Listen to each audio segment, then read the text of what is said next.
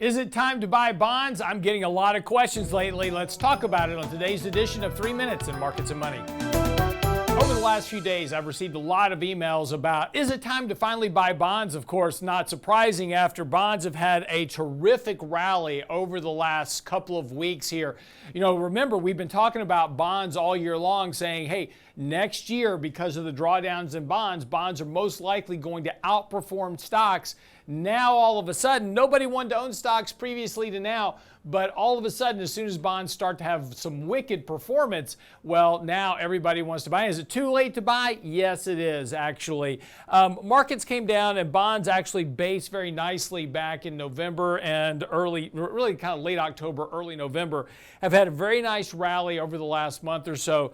Currently, bonds are now more than 2 standard deviations above their 50-day moving average. The MACD signal, just like on stocks, extremely overbought. Now, it's not on a sell signal yet, so there is potentially some more upside right now to about 114, which is where the 200-day moving average is for bonds right now, particularly talking about the ETF TLT, which is the ETF that we're tracking for bonds in general. But again, the further the market gets extended above that 50-day moving average, the more difficult it's going to be for prices to rise.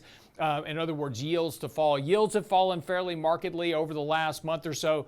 I would expect, with the Fed being a bit more hawkish next week to ensure that financial conditions don't continue to ease, that could actually bring some kind of focus back into yields, bringing yields back up, bond prices down. Again, you need a pullback here eventually to make an addition to bonds at this point. But this is why we've talked about recently that if you want to own bonds in your portfolio, you've got to do it. And the outlook for bonds, of course, over the next year is significant because of potential recessionary issues in the economy. If you get a recession, disinflation, that's what is going to drive yields lower. Yields are a function of inflation and economic growth.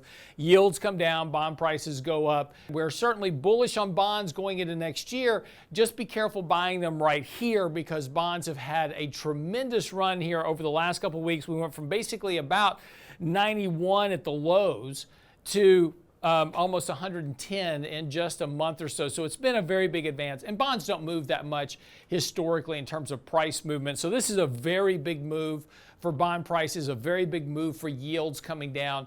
So again, I would expect a little bit of consolidation here to work off some of this overbought condition, or a pullback to support would give you a much better entry point to add bonds to your portfolio. We certainly think that these are going to be the better performing assets potentially next year, particularly in the case if we do have a recession.